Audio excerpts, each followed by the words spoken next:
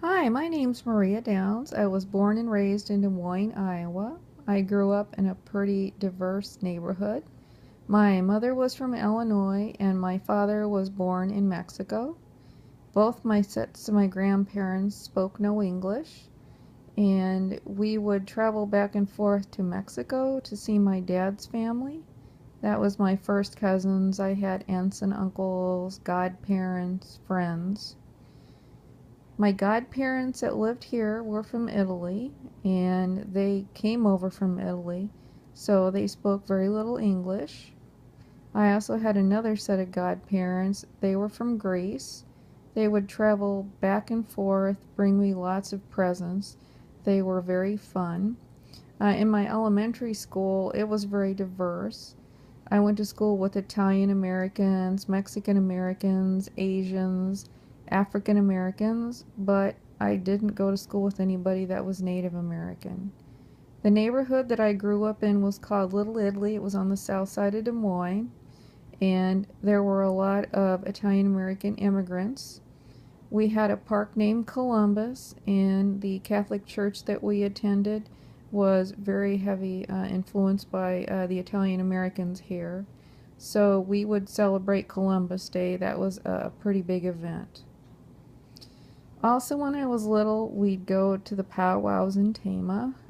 We'd eat the food, we'd watch the dancing, admired the colors, but never knew much about the culture. I had a neighbor who was about 20 years older than me, and when he received his PhD, he moved to Idaho to work in the school systems. And he taught on a reservation. He worked a lot with the kids, and when he would travel back home, he would visit. He'd always bring me moccasins, dolls, lots of beaded purses, and tell me stories about what it was like to live on the reservation and to work with the kids. I also had family that would go to the reservation to Tama to gamble. They talk about the food, they talk about the winnings, but they never really talked about the reservation or any of the circumstances that surrounded the poverty on the reservation. My life changed a lot when I moved to Sioux City. There were quite a few Native Americans living there, and really found it discouraging because people would talk about them being drunks, not alcoholics, but drunks, and living off the government, so that made them lazy. There were always these rumors that their college tuition was paid for free. The government took care of them. They had health care. They had a pension. They just had all the things because they were Native American. So why did they have anything to complain about? I also found it interesting too that there was the river named Little Sioux. It was called Sioux City, and that they had a monument called the War Eagle Monument that's set on a bluff. And with that epitaph on that monument, it said "Friend of the White Men." And it was said that the chief war eagle was buried there. I never knew if that was a rumor or not. I moved to Sioux Falls, South Dakota, and I befriended Beth and Renee. Beth was from Rosebud, Renee was from Pine Ridge.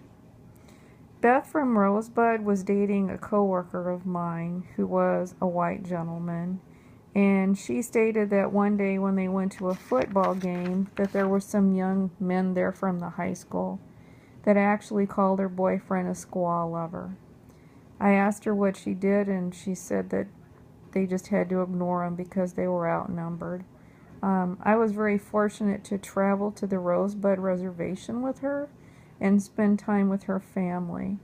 She was an avid animal lover like myself, and her family had a lot of horses. So we went riding, spent time together, talked a lot. I got to know different people on the reservation, hear their stories, and just learn to really appreciate the diversity. And then every year, my husband and I, we would travel to the Black Hills and the Badlands for our vacation. And on the way, we stopped at Wounded Knee.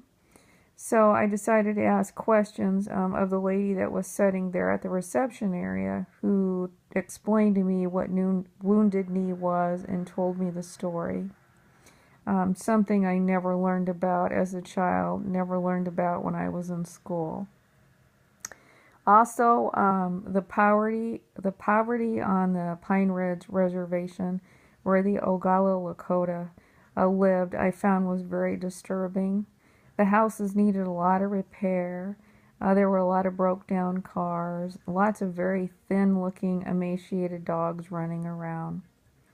And then we'd stop the Badlands, and I learned that the Native Americans inhabited that area and hunted bison.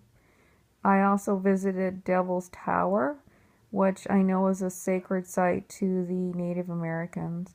One of the tour guides there was Native American, and she explained to us about the prayer offerings, the bundles, the clothings, just the different ceremonies and dances they had. And we were told that when we walked along the trail in the back, that we were not to disturb some of their prayer bundles hanging from the trees. And those prayer bundles were very elaborate, very beautiful, very colorful, lots of beading.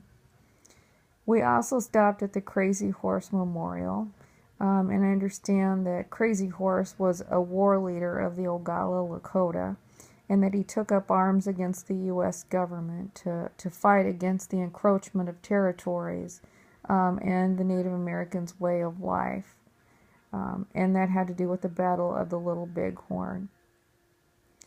So, as a youth, I never really knew much about Native Americans, and as Trower stated, there really weren't that many around to ask questions.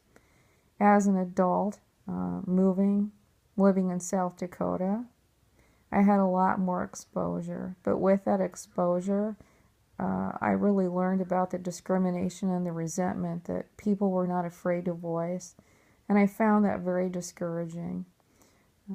When I went to the reservation and passed by the Pine Ridge Reservation, I tried not to pass judgment, but to ask myself what some of the root causes of poverty were. So with that, I really enjoyed the Trower book. It addressed some of those stereotypes. It addressed his reaction to those. And I hope to just continue reading and learning from class.